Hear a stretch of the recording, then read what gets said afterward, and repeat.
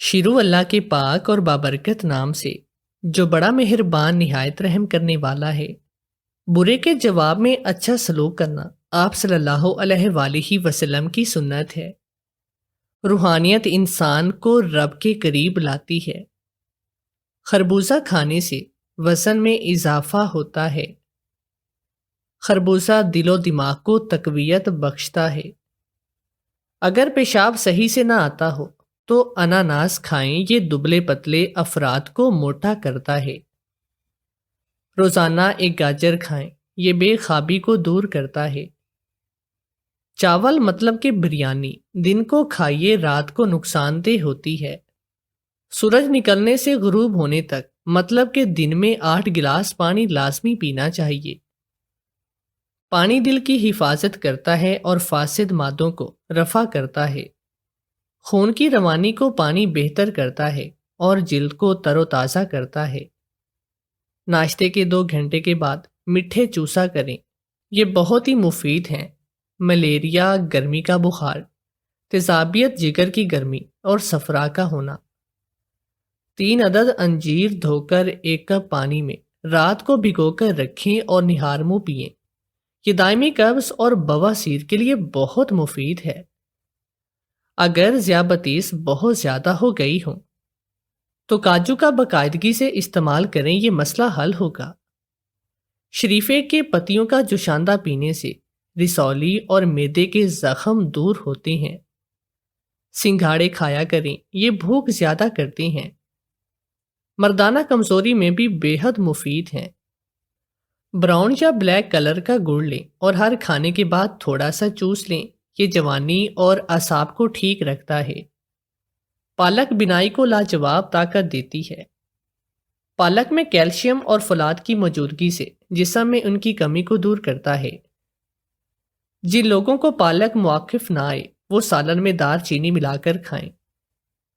معدے میں گیس ہو تو بینگن کھائیے، اس سے دست آئیں گے۔ اگر پاؤں سن ہوتے ہوں تو یہ 3 چیزیں مت کھائیں۔ نمبر 1 چاول، نمبر 2 کولڈ ڈرنک۔ پستان پر چوٹ لگ جائے تو مغز، بادام، کشمش اور منکا 1 تولا کوٹ کر بھگوئیں اور 3 مرتبہ لیپ کریں۔ سورہ کاف پانی پر دم کر کے چھڑکا کریں، گھر میں اسیب وغیرہ نہیں آئیں گے۔ ہر نماز کے بعد یا سلامو پڑھا کریں، مرض میں شفا ملے گی۔ روزے میں زیادہ نہیں سونا چاہیے۔ سنجد ہڈیوں پر گوشت چڑھاتا ہے اور قلب کو حرارت پہنچاتا ہے۔ عورت پسلے کی طرح ہوتی ہے، اگر پیار سے سیدھا نہ کریں تو یہ ٹوٹ جاتی ہے۔ ایک پیالی آم میں تقریباً 60 ملی گرام وٹامن پایا جاتا ہے۔ آم میں 20 سے زیادہ وٹامنز اور معدنیات پائے جاتے ہیں۔ بانس کے پتے لیجئے اور پانی میں ابال کر پی لیجئے، دمے کا مرض ختم ہو جائے گا۔ ہارٹ اٹیک کے مریضوں کو رات کا کھانا جلدی کھانا بہت ضروری ہے۔ حمل بار بار گرتا ہے تو جامن کی گٹھلی کا سفوف رات کو 1 چمچ کھاؤ۔ رات کو مریض کو 1 سیب کھلا دو، پیٹ کے کیڑے مر جائیں گے۔ اگر کوئی شخص مصیبت یا پریشانی میں مبتلا ہے وہ درود شریف کا ورد کیا کرے۔ کھانسی اور سینے کے درد میں گاجر کا سالن روٹی کے ہمراہ کھانا بہترین ہے۔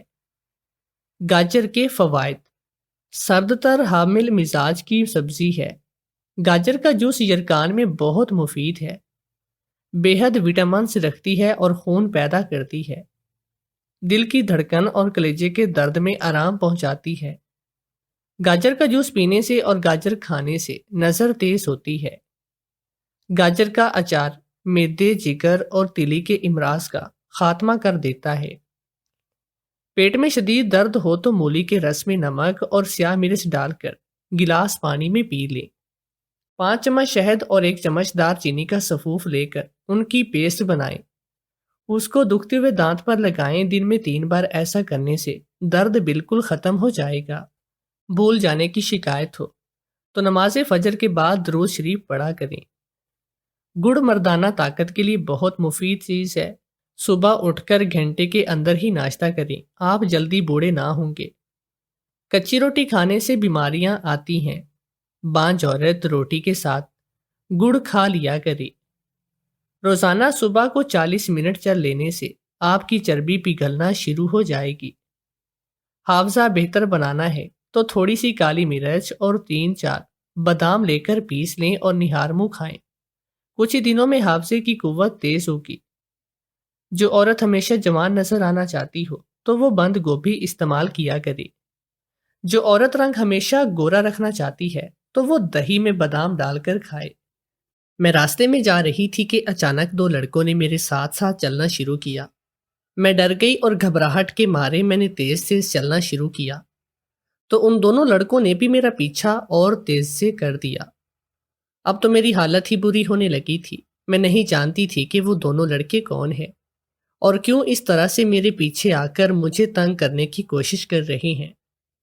وہ مسلسل مجھے باتیں بھی کر رہے تھے کہ ہمارے ساتھ چلو، کہاں جانا ہے، ہم تمہیں چھوڑ دیں گے۔ اب تو میں رونے والی ہو چکی تھی کہ یا خدا میں اس مصیبت سے پیچھا کیسے چھڑواؤں۔ یہ لوگ جانے کون تھے اور کیوں میرے پیچھے آ رہے تھے۔ آخر میری ہمت جواب دے ہی گئی، کیونکہ ایسا پچھلے کئی دنوں سے ہو رہا تھا۔ یہ صرف آج کی بات نہیں تھی۔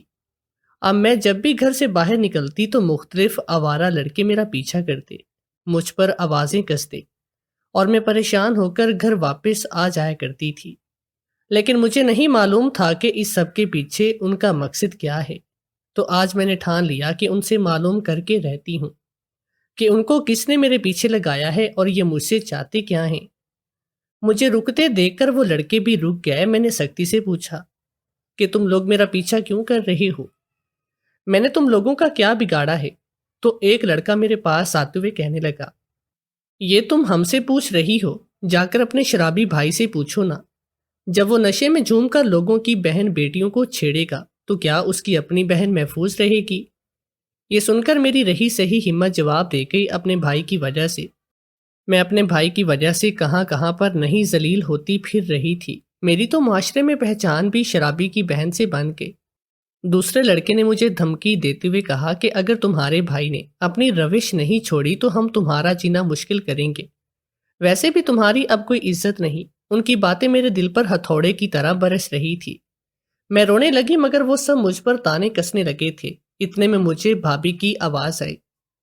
وہ میرے پاس آ گئی اور اب ان لڑکوں کو غصے سے ڈانٹ کر انہوں نے بھگا دیا تھا۔ میں نے شکر ادا کیا کہ بھابھی کسی فرشتے کی طرح میری مدد کرنے کو آئی ہیں۔ اگر وہ وہاں آ کر ان لوگوں کو نہ بھگاتی تو جانے کب تک وہ مجھے یوں ہی تنگ کرتے رہتے۔ میری بھی کیا زندگی تھی، ایک ہی تو بھائی تھا، اور وہ بھی ایسا کہ جس کی وجہ سے میں سارے زمانے میں بدنام ہو رہی تھی۔ میرے ماں باپ نے تو اس کی ایسی تربیت نہیں کی، مگر جب بری صحبت کا اثر پڑنا ہوتا ہے تو تربیت بھی ناکام ہو جاتی ہے۔ ہم دونوں 2 بہن بھائی تھے، ایک دوسرے کا سہارا لیتے تھے۔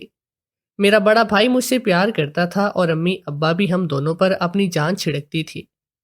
ہمارے گھر میں سکون تھا اور کبھی امی ابا کے بیچ میں لڑائی بھی نہ ہوئی۔ گھر کا ماحول ایسا تھا کہ لوگ مثالیں دیتے نہیں تھکا کرتے تھے۔ میرے ماں باپ نے ہم دونوں کی تربیت ہی بہت اچھی طرح سے کی تھی۔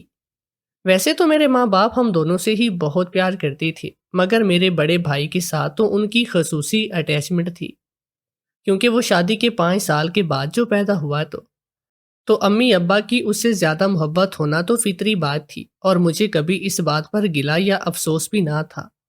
میرا بڑا بھائی تب انٹر میں تھا اور میں میٹرک میں، جب ہمارے ماں باپ کی وفات ہو گئی۔ وہ ایک شادی میں شرکت کرنے گئے تھے جبکہ میرے پیپرز تھے، تو میرے بھائی کو بھی میری وجہ سے گھر پر ہی رہنا پڑا۔ شادی سے واپسی پر ان کی گاڑی ایک ٹرک سے ٹکرا گئی اور موقع پر ہی ان دونوں کا انتقال ہو گیا۔ یہ ہم بہن بھائیوں کے لیے ایک بہت ہی بڑا سانے تھا، جس سے سنبھلنے میں ہمیں مہینوں لگ گئے۔ ہم دونوں کا ہی دل پڑھائی سے چاٹ ہو چکا تھا، مگر پھر میری ٹیچر مجھے سمجھاتی۔ اب مجھے اپنے ماں باپ کے سپنے کو پورا کرنا ہوگا، تو میں نے بڑی مشکل سے اپنی تعلیم پر توجہ مرکوز کرنا شروع کی۔ مگر میرے بھائی نے تعلیم چھوڑ دی اور گھر کا نظام چلانے کے لیے وہ کام کرنے لگا۔ انہی دنوں مجھے خبر ہونے لگی کہ وہ غلط صحبت میں پڑ گیا ہے، نہایت ہی برے لڑکوں سے اس کی دوستی ہو گئی ہے۔ میں اپنے بھائی کو روکتی تو وہ مجھے کہتا کہ جس نے تم سے یہ بات کہی ہے وہ جھوٹ بول رہا ہے، میری ایسی کسی سے بھی کوئی دوستی نہیں۔ مگر ایک دن جب میں نے اپنی آنکھوں سے سب دیکھ لیا تو مجھے یقین آیا۔ اس دن میری دوست گھر آئی تھی تو مجھے کہنے لگی کہ تم اپنے بھائی کو سمجھاتی کیوں نہیں کہ وہ اس طرح اپنی زندگی برباد کر رہا ہے۔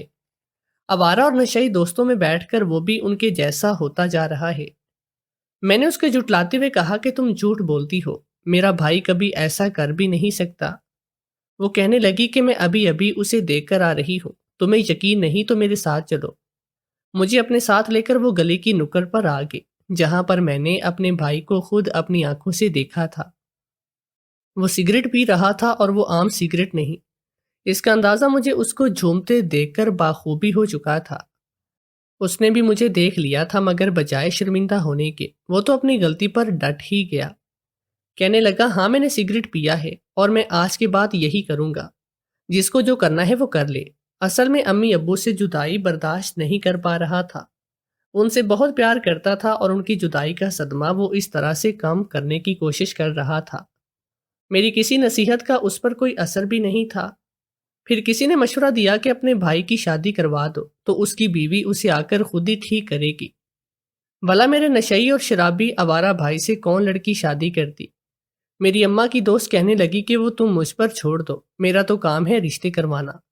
میں بہت ہی جلد تمہارے بھائی کے لیے ایک اچھی لڑکی ڈھونڈ کر لاؤں گی۔ پھر واقعی میں انہوں نے اپنا کہا سچ کر دکھایا اور بھابھی میرے بھائی کی بیوی بن کر ہمارے گھر آ گئی۔ اگرچہ میں اس شادی سے کسی بھی صورت میں راضی نہ تھی کہ آنے والی لڑکی کے ساتھ زیادتی ہوگی، مگر جب اس کے گھر والے ہی خود اپنی مرضی سے اس کو میرے بھائی کے ساتھ بیاہ رہے تھے تو میں اور وہ کیا کر سکتی تھی؟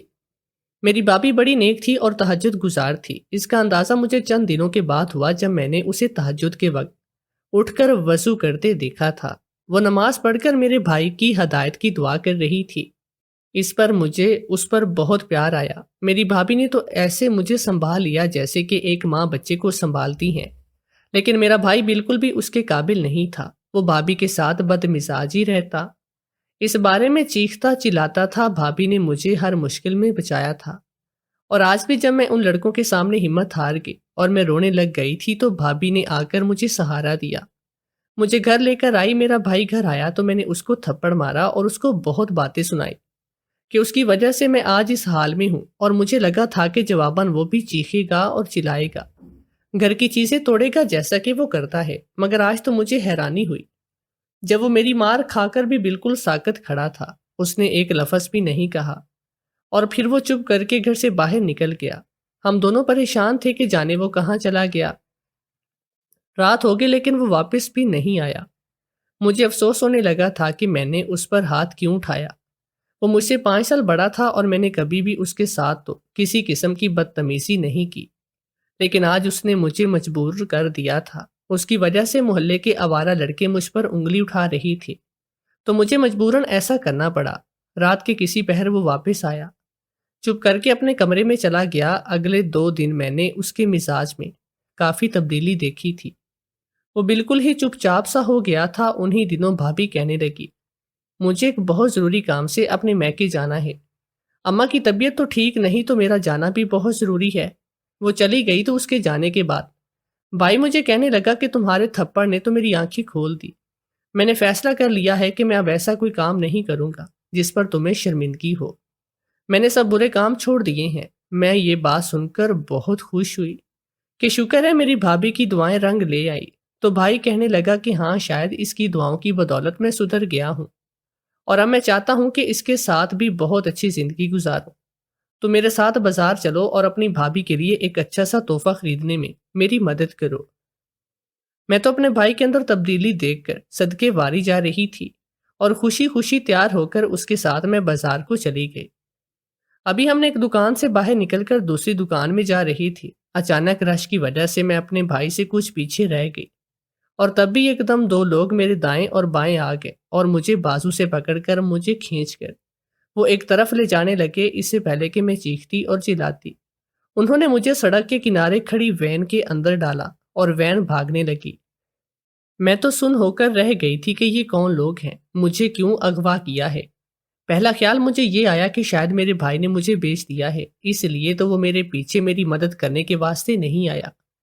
شاید وہ سب کچھ ناٹک تھا اور جھوٹ تھا جو اس نے کیا کہ وہ اب پہلے کی طرح نہیں بنے گا، بلکہ سدھر گیا ہے، جبکہ مجھے وہ بازار لایا ہی اسی مقصد کے تحت ہوگا کہ وہ مجھے آگے بیچ سکے۔ میں رونے لگی تو ان لوگوں نے میرے ہاتھ باندھ کر میرے منہ میں کپڑا ٹھوس دیا۔ جلد ہی وہ مجھے لے کر ایک ایسی جگہ پر آئے جو کہ ایک گودام ہی لگ رہا تھا۔ میں رونے اور تڑپنے لگی اور اپنے آپ کو چھڑوانے کی کوشش کرنے لگی تو ایک آدمی نے میرے ہاتھ کھولے اور دوسرے نے میرے منہ سے کپڑا نکال دیا۔ وہ مجھے کہنے لگے، گھبراؤ نہیں، ہم تمہیں چھوڑ دیں گے، بس ابھی چپ کر کے ہمارے ساتھ چلو۔ باہر سے تو وہ گودام جیسا ہی لگ رہا تھا، مگر اندر جا کر تو میری آنکھیں کھلی کی کھلی رہ گئی، کیونکہ اندر سے تو بالکل کسی عالیشان محل نما گھر جیسا تھا۔ وہ لوگ مجھے ایک پرتعیش بیڈ روم میں لے کر آئے اور کہنے لگے کہ گھبراؤ نہیں، تھوڑی دیر میں ہماری مالکن آتی ہوگی۔ میں بری طرح سے ڈری ہوئی تھی اور دل ہی دل میں یہاں سے بھاگنے کے پلان بنا رہی تھی، مگر میں دیکھ چکی تھی کہ یہاں پر سیکیورٹی کافی سخت ہے اور کافی لوگ یہاں پر موجود ہیں، تو ایسے میں یہاں سے ہرگز بھی نہیں بھاگ سکتی تھی، جبکہ کمرے میں کوئی کھڑکی بھی نہ تھی۔ تھوڑی دیر کے بعد ایک نقاب پوش عورت کمرے میں آئی اور مجھے کہنے لگی، تمہیں یہاں پر اس طرح لانے کے لیے معذرت خواہ ہوں، مگر تمہاری جان بچانے کے لیے ہمارے پاس بس یہی راستہ تھا۔ میں نے چونک کر اسے دیکھا کہ اس بات کا کیا مطلب، کہ میری جان بچانے کے لیے؟ تو وہ عورت کہنے لگی کہ ہم نے تمہیں اغوا نہیں کیا بلکہ تمہاری جان بچائی ہے۔ کوئی ہے جو تمہاری جان کے در پہ ہے، اسی سے بچانے کی خاطر تو ہم تمہیں یہاں پر لے کر آئے ہیں۔ بس اب تم کچھ دن ہماری مہمان بن کر رہو، اور جب حالات ٹھیک ہو جائیں گے تو ہم تمہیں واپس تمہارے گھر چھوڑ دیں گے۔ اس نے مجھے ایک ویڈیو دکھائی جس میں محلے میں جا رہی تھی اور کوئی ایک دم میرے سر پر وار کرنے لگا۔ اسی وقت پڑوس کا دروازہ کھلا اور کوئی باہر نکلا تو وہ جو کوئی بھی تھا واپس پلٹ گیا۔ یہ شاید کل کی بات تھی۔ مجھے اس لڑکی کی محبم باتوں کی بالکل بھی سمجھ نہیں آ رہی تھی۔ کئی سوالات میرے ذہن میں جنم لے رہے تھے، مگر وہ میری کوئی بھی بات سنے بغیر چلی گئی۔ مجھے سمجھ میں نہیں آ رہا تھا کہ میں یہ کس چکر میں پھنس گئی ہوں۔ یہ کون عجیب و غریب لوگ ہیں، اور ایسا کیسے ہو سکتا ہے کہ کوئی میری جان لے گا؟ بھلا میری جان لے کر کسی کو کیا فائدہ ہونا؟ جہاں تک مجھے لگ رہا تھا یہ سب میرے بھائی کی ہوئی کوئی چال ہے۔ مجھے ابھی تک اس عورت کی باتوں پر یقین نہیں تھا، اور میں یہی سمجھ رہی تھی کہ میرے بھائی نے پیسوں کے عوض یہ مجھے اس کے حوالے کیا ہوگا۔ اگر اس کی بات سچ تھی کہ کوئی میرا دشمن ہے، تو اس وقت میرا سب سے بڑا دشمن تو میرا بھائی بنا تھا۔ وہ مجھے بھابھی کی فکر بھی ستانے لگی تھی۔ جب اسے پتا چلے گا کہ میں گھر پر نہیں ہوں تو وہ جانے میرے بارے میں کیا کیا سوچے گی، کہ میں کہیں کسی کے ساتھ بھاگ تو نہیں گئی، اور محلے میں ابھی خبر پھیل گئی ہوگی تو میں کسی کو منہ دکھانے کے قابل بھی نہیں رہوں گی۔ میرا یہاں سے نکلنا بہت ضروری تھا۔ غم کے عالم میں واش روم میں اس امید سے گئی کہ شاید وہاں پر کوئی روشن دان یا کوئی کھڑکی ہو، مگر وہاں پر بھی ایسا کچھ بھی نہیں تھا۔ اب میرے پاس اس کے علاوہ کوئی راستہ بھی نہیں تھا کہ میں صبح اندر کمرے میں اپنی قسمت پر بیٹھ کر گھر ماتم کروں۔ کچھ گھنٹوں کے بعد ایک ملازمہ کمرے میں آئی اور ٹرے میں وہ میرے لیے کھانا رکھ کر چلی گئی۔ یہاں پر قید میں میرے ساتھ اچھا سلوک کیا جا رہا تھا اور مجھے ہر سہولت میسر کی جا رہی تھی، لیکن پھر بھی قید قید ہوتی ہے۔ اس دن کے بعد سے مجھے وہ نقاب پوش لڑکی نظر نہ آئی جسے ان لوگوں نے مالکن کہا تھا۔ میری نگرانی پر ہر وقت 2 آدمی کھڑے رہتے تھے۔ اب مجھے اتنی آزادی دے دی گئی تھی کہ میں اس پورے گھر میں بھی گھوم پھر لوں، لیکن وہ دونوں ہمیشہ میرے پیچھے پیچھے ہی ہوتے۔ میرے اندازے کے مطابق شاید مجھے یہاں پر 4 دن ہو چکے تھے۔ میں روز اس امید میں جاگتی تھی کہ شاید آج پولیس کا چھاپا پڑے اور مجھے بازیاب کروا لیا جائے، لیکن پھر میں سوچتی کہ بھلا پولیس میں میری رپورٹ کون درج کروائے گا؟ یہ سب تو میرے بھائی نے کیا تھا، تو وہ کبھی بھی رپورٹ نہ کرتا، اور بھابھی کو تو پتہ بھی نہیں تھا کہ میرے ساتھ ہوا کیا ہے۔ میں نے اس عمارت کا اچھے سے گھوم پھر کر جائزہ لیا تھا، مگر مجھے فرار کے لیے کہیں سے بھی کوئی راستہ بھی نہ ملا۔ آخر ایک دن مایوس ہو کر میں اونچی آواز سے چلانے لگی تو تھوڑی دیر کے بعد وہ نقاب پوش لڑکی میرے پاس تو چلی آئی اور مجھے پیار سے سمجھانے لگی کہ بس 1-2 دن کی بات ہے، پھر تم آزاد ہو جاؤ گی۔ جب میں نے اسے پوچھا کہ میرے یہاں پر آنے کے پیچھے کیا مقصد ہے، میرے بھائی کا ہاتھ ہے، تو کہنے لگی کہ تم نے ایسا سوچ بھی کیسے لیا کہ تمہارا سگا بھائی تمہیں اغوا کروا سکتا ہے یا تمہیں کہیں بھیج سکتا ہے؟ مانا کہ وہ آوارہ اور شرابی ہے، لیکن جیسا کہ اس نے بتایا کہ وہ سدھر گیا تھا، تو اس پر تمہیں یقین ہونا چاہیے۔ وہ واقعی میں سدھر گیا ہے، اور میں تمہیں بتاؤں کہ وہ تمہیں ڈھونڈنے کے لیے بہت کوششیں بھی کر رہا ہے۔ اس نے دن رات کیا ہوا ہے اور اسے تمہاری بہت فکر ہے۔ یہ سن کر مجھے خوشگوار حیرت ہوئی۔ اس کا مطلب یہ تھا کہ اب تک اس کے بارے میں غلط فہمی کا شکار تھی، لیکن پھر اگر وہ اس سب کے پیچھے نہیں تھا تو ایسا کون تھا جسے بچانے کی خاطر یہ عورت مجھے یہاں پر لے آئی؟ اور یہ مجھے جانتی کیسے تھی اور مجھے بچانے کے پیچھے اس کا کیا مقصد تھا؟ ان سبھی سوالات نے میرا دماغ گھما کر رکھ دیا، کیونکہ وہ عورت تو مزید کچھ بھی بتانے پر تیار نہیں تھی۔ کہنے لگی کہ صرف اتنا جان لو کہ تمہارا بھائی تمہارا دشمن نہیں، باقی باتیں پھر کبھی ہوں گی، ابھی مجھے بہت ضروری کام جانا ہے۔ میں ہرگز بھی اس پر اعتبار کر کے مزید کچھ دن یہاں پر نہیں گزار سکتی تھی، اس لیے مجھے یہاں سے فرار کا ایک بہترین آئیڈیا ملا۔ جیسے ہی ملازمہ مجھے کھانا دینے کے لیے کمرے میں آئی تو میں نے جلدی سے اس کے سر پر گلدان کا وار کر کے اسے بے ہوش کیا، خاموشی سے اس کے کپڑے خود پہنے اور اپنے کپڑے اسے پہنا کر اسے بیڈ پر لٹا کر اوپر تک کمبل دیا اور خود اس کے کپڑے پہن کر چادر تھوڑی نیچے کر کے تاکہ میرا چہرہ نظر نہ آئے میں وہاں سے کچن میں چلی آئی۔ شکر ہے کہ کسی کو بھی مجھ پر شک نہیں تھا۔ اب اگلا کام یہاں سے باہر نکلنا تھا۔ کچن میں ایک بیک ڈور تھا جس کی چابی اسی ملازمہ کے دوپٹے سے بندھی تھی۔ میں نے جلدی سے وہ دروازہ کھولا اور گھر کے عقبی حصے کی طرف نکل آئی اور وہاں سے دیوار پھلانگ کر میں باہر آئی۔ باہر آ کر میں نے سکون کا سانس لیا، میں آزاد ہو گئی ہوں۔ اس کے بعد تو میں نے پیچھے مڑ کر بھی نہ دیکھا اور اندھا دھند وہاں سے بھاگنے لگی۔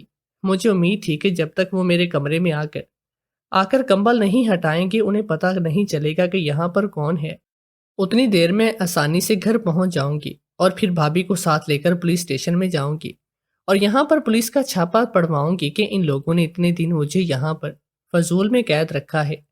راستے میں ایک باڑی والا گزرا تو میں نے اسے لفٹ لی اور اس طرح سے میں بہت جلد اپنے علاقے میں پہنچ گئی۔ میرا حلیہ ایسا تھا کہ کوئی بھی مجھے نہیں پہچان سکتا تھا، اور ویسے بھی میں نے اپنا چہرہ مکمل طور پر چھپایا ہوا تھا تاکہ کوئی مجھے دیکھ نہ لے۔ میرا ارادہ تھا کہ میں جلدی سے اپنے گھر جا کر بھابھی کو سرپرائز دوں گی۔ دیوار پھلانگ کر ابھی میں نے گھر کے اندر قدم ہی رکھا تھا کہ اچانک مجھے ایک کمرے سے کرانے کی آواز آئی۔ میں جلدی سے وہاں پر گئی تو سامنے کا منظر دیکھ کر میرے قدموں تلے سے زمین نکل گئی۔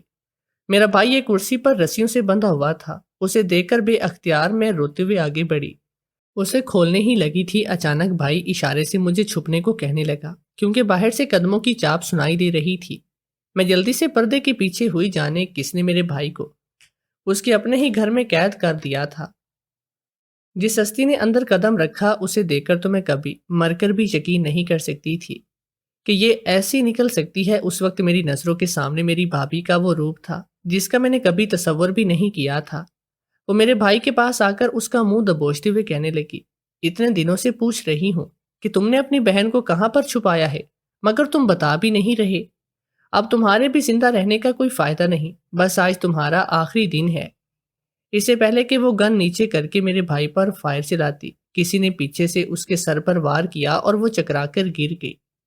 اندر آنے والی عورت کو دیکھ کر میں حیران ہوئی کہ اپنی جگہ سے باہر نکلی وہی نقاب پوش لڑکی تھی جس کے ہاں میں اتنے دن قید رہی تھی۔ اس نے مجھے دیکھ کر کچھ بھی نہیں کہا بلکہ بھائی کو وہ کھولنے لگی۔ میں نے بھائی سے پوچھا کہ یہ سب کیا ہے؟ بھابھی ایسے کیسے ہو سکتی ہے؟ یہ تو اتنی نیک اور تہجد گزار تھی، ہمارا اتنا خیال رکھتی تھی، پھر یہ ہم دونوں کی جان کی دشمن کیوں بنی ہے؟ تو بھائی مجھے بتانے لگا اور کہنے لگا، امی ابا کی وفات کے بعد بری صحبت میں پڑ گیا تھا، غلط کاموں کا نتیجہ غلط ہوتا ہے۔ اس وقت مجھے اس سب کا اندازہ نہیں تھا، میں بس اپنے ڈپریشن سے نجات پانا چاہتا تھا، اس لیے میں اس غلط راستے پر چل پڑا۔ پھر تمہاری بھابھی میری زندگی میں آئی، اگر وہ واقعی میں اتنی نیک ہوتی تو مجھے بدل چکی ہوتی، لیکن اس نے تو کبھی مجھ سے بات تک نہیں کی اور مجھے بھی اس کی کوئی پرواہ نہیں تھی۔ ہماری زندگی جیسے چل رہی تھی میرے خیال میں ویسے ہی ٹھیک تھی۔ پھر اس دن جب تم نے مجھے تھپڑ مارا اور بتایا کہ میری وجہ سے محلے کے اوباش لڑکے تمہیں چھیڑتے ہیں، تو تب مجھے پہلی بار عقل آئی اور میں نے فیصلہ کیا اب مجھے سدھرنا چاہیے۔ میں جب اپنی بیوی سے معافی مانگنے کے لیے اس کے کمرے میں گیا تو اس کی باتیں سن کر میں ہکا بکا تھا۔ تب مجھے اس کی اصلیت کا پتہ چلا۔ اس گھر میں کس نیت سے آئی تھی؟ ہمارا یہ گھر مارکیٹ کے لحاظ سے کروڑوں روپے کا تھا اور اسے یہ چاہیے تھا، اور اس کے لیے وہ تمہیں اور مجھے نقصان پہنچانے کا سوچ رہی تھی۔ اس لیے جب وہ اپنی ماں کے گھر گئی تو میں نے اپنے کچھ ساتھیوں کی مدد سے بازار سے ہی تمہیں اس لڑکی کے گھر بھیج دیا۔ مجھے یقین تھا کہ تم وہاں پر محفوظ رہو گی، اور اتنے دن میں اس کے خلاف کوئی ثبوت اکٹھا کروں گا تاکہ پھر پولیس کو بتا سکوں۔ لیکن اس کو شک ہو گیا کہ تمہارے غائب ہونے کے پیچھے میرا ہاتھ ہے، تو اس نے مجھے یہاں پر قید کیا۔